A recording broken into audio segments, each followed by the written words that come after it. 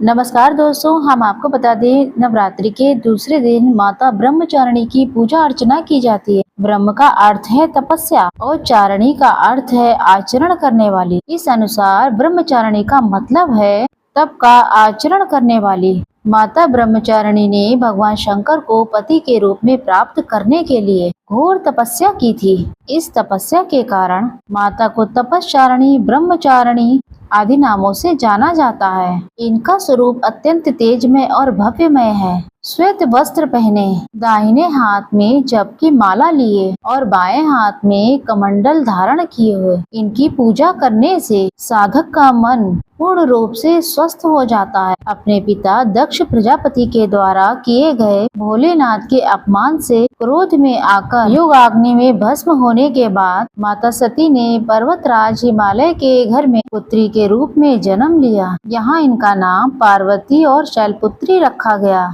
और जब पार्वती बड़ी हुई, ब्रह्मा जी के मानस पुत्र देवर्षि नारद ने उन्हें दर्शन दिए और उन्होंने पार्वती जी को बताया अगर वो तपस्या की राह पर चलें तो अपने पूर्व जन्म के पति भगवान भोलेनाथ को वो पति के रूप में पा सकेंगी। नारद मुनि के उद्देश्य के अनुसार भोलेनाथ को पति के रूप में प्राप्त करने के लिए पार्वती जी ने घोर तपस्या की। उन्होंने 1000 सालों तक फल और फूल खाकर ही तपस्या की और फिर 100 सालों तक केवल साग खाया।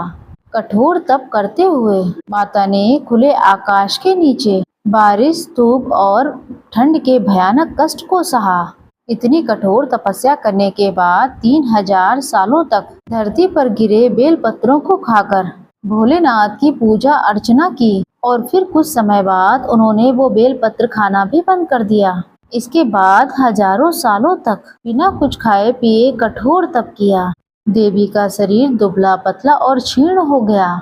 उनकी ये दशा देखकर उनकी माता मैना को बहुत दुख हुआ। उनकी इस कठोर तपस्या को देखकर तीनों लोकों में हाहाकार मच गया। सभी देवता, ऋषि, पुण्य आत्माएं माता की प्रशंसा करने लगी। अंत में देवी के तप से प्रसन्न होकर ब्रह्मा जी उनके समक्ष प्रकट हुए और उनसे पूछने लगे, आज तक किसी ने भी इतनी कठोर तपस्या नहीं की। ऐसी तपस्या सिर्फ आप ही कर सकती हैं। आपकी इस परम पवित्र अलौकिक तपस्या की चर्चा चारों दिशाओं में हो रही है। आपकी मनोकामना अवश्य पूरी होगी। आपका विवाह भगवान शिव शंकर से ही होगा और वही आपको पति के रूप में प्राप्त होंगे। अब आप इस तपस्या को खत्म करें और अपने घर लौट जाएं। आपके पिता आपको लेने आ रहे हैं। इसके साथ ही साथ माता ने अपनी तपस्या खत्म करी और अपने घर लौट आए। और कुछ समय बाद भोलेनाथ ने माता पार्वती को अपनी पत्नी के रूप में स्वीकार किया। लंबे समय तक कठोर तप करने के साथ ब्रह्मा जी ने माता पार्वती को नाम दिया ब्रह्मचारिणी।